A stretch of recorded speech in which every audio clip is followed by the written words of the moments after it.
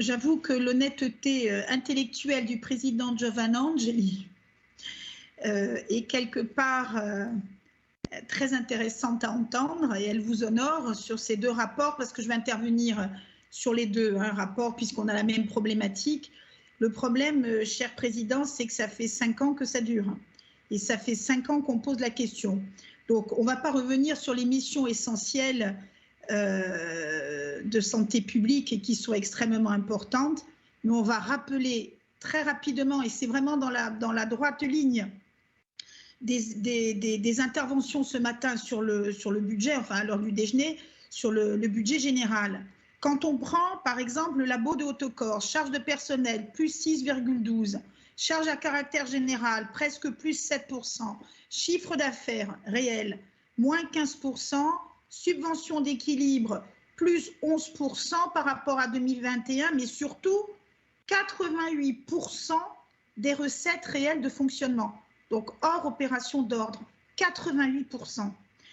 Même analyse sur le 2A, presque plus de 8% de charge générale, plus 4% de charge de personnel, moins 27%. De produits attendus, donc une baisse drastique, et la subvention d'équilibre qui est en augmentation de 20% par rapport à 2021 et qui correspond, 3,4 millions à peu près, à 80% des recettes réelles de fonctionnement. Oui, effectivement, ça fait 5 ans. Alors, on va laisser passer l'année 2018, qui a été une année au moins de digestion. Mais ce qui se passe sur ces deux labos qui pourraient paraître un peu anecdotiques, ben, c'est révélateur de ce qui se passe au niveau de notre collectivité, où la fusion, nous ne cessons de le répéter, s'est faite à la hâte entre les deux départements et la région, et elle n'est pas au rendez-vous. Donc nous répétons inexorablement depuis 2018 la même chose, ça devient préoccupant. On résume, produits en baisse, charges de personnel et charges générales en très forte augmentation, et évidemment CQFD, subvention d'équilibre qui explose.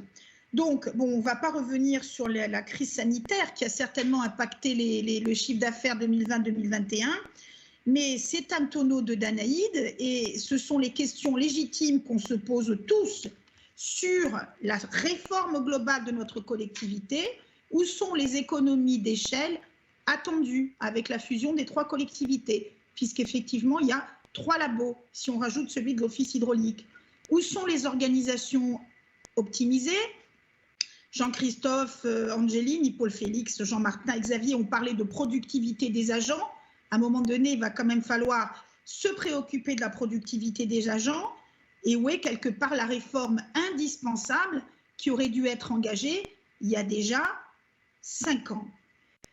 Donc, là, je me permets, ce n'est pas de la provocation, mais je pense que c'est du bon sens. À l'heure où on parle de pouvoir accru, à l'heure où on parle de compétences nouvelles, à l'heure où on parle, n'oublions pas également d'absorption de la Chambre de commerce par la collectivité de Corse, où on parle d'autonomie, est-ce qu'on ne pourrait pas commencer déjà à faire un état des lieux et à agir concrètement sur ce qui est déjà à notre portée? Et la situation de ces 3 laboratoires est un exemple flagrant. Donc le président Simeone a dit ce matin, nous avons un travail à faire et nous devons le mener. Je lui répondrai que c'est Rebbe Ora. Merci.